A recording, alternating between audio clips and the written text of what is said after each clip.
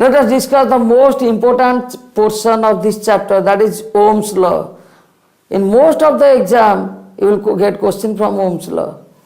First we will discuss what is Ohm's law. Okay? You know that V is proportional to I. That means if voltage increases, then the current increases. Okay, if low voltage is there, the fan moving very slow, the lights produce dim light. You know that. If high voltage is there, then the more amount of current flow through the circuit, that means the fan will speed up, the light will glow brighter, like this. So if voltage increases, then the current will increases. So this is Ohm's law, you have to write in proper statement. So write down the Ohm's law. At constant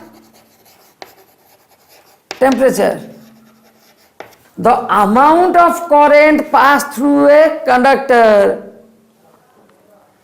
is directly proportional to potential difference across the conductor. It's okay? That means the amount of current passed through a conductor I is proportional to potential difference across the conductor. Write the law. If I is the current of the circuit, V is potential difference of the circuit, then according to law, I is proportional to V or V is proportional to I. Then V is equal to some constant R into I, or V is equal to IR. Okay? If you plot the graph of V and I,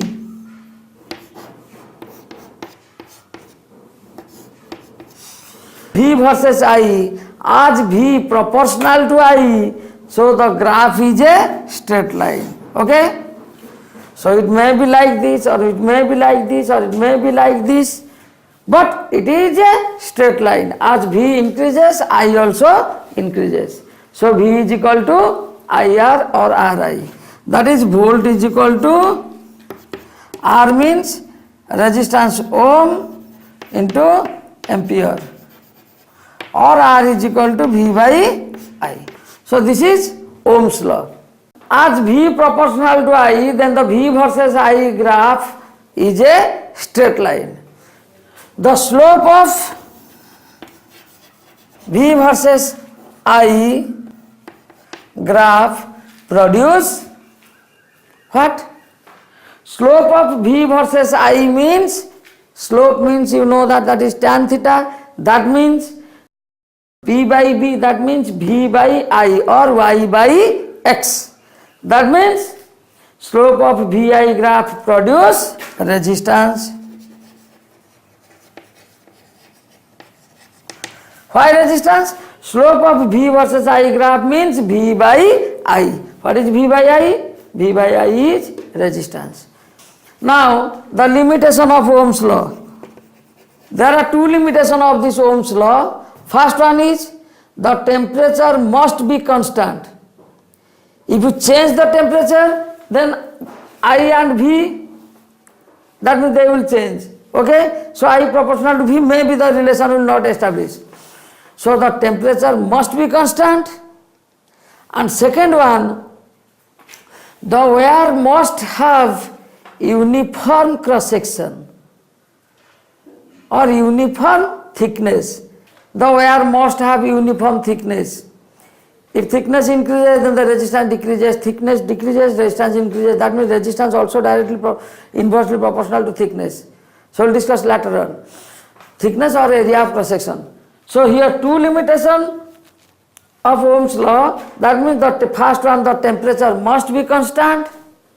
The second one, the wire must have uniform cross section or uniform thickness. It's okay?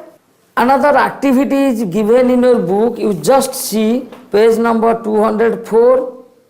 Okay? In page number 204 in the blue box, you just see the figure. One activity is there to explain or to verify the Ohm's law. In your book, this portion, you just look here. From this activity one question will come. In the activity you will notice that 4 batteries are connected in the circuit along with a voltmeter and an emitter is there. So how this activity show or verify the Ohm's law? First, like this it is given. Here the voltmeter is connected. Okay. So this is plus, this is minus. So current will come like this. Plus minus, plus minus. It's okay. So activity said that first you take one battery. First you take one battery. That means in the table number of cells used 1. Current through the nichrome wire in ampere. That means here what is the emitter reading, what is the voltmeter reading, you just put there. Then take 2 batteries. Then take the emitter reading and voltmeter reading. Take 3 batteries. Take both reading.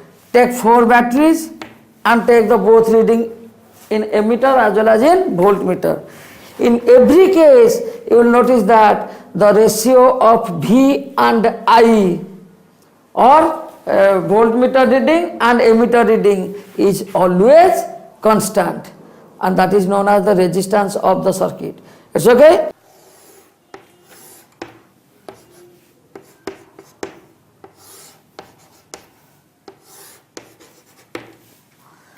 So you know all the Ohm's law.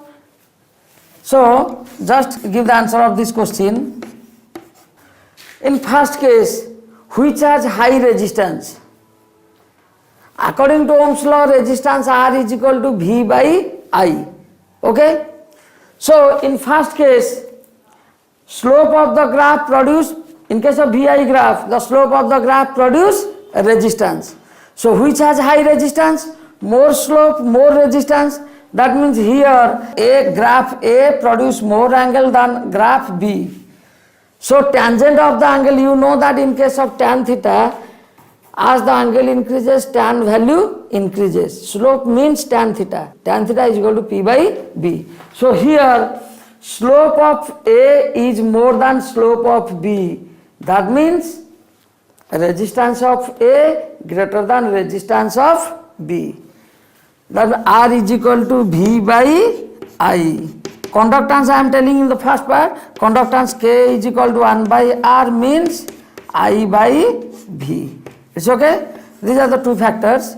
Mostly this question will come about the resistance. Conductance not in your syllabus.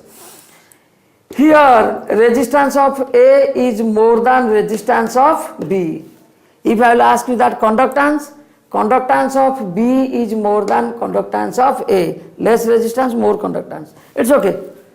So you know resistance of A greater than resistance of B. In this graph, which has more resistance?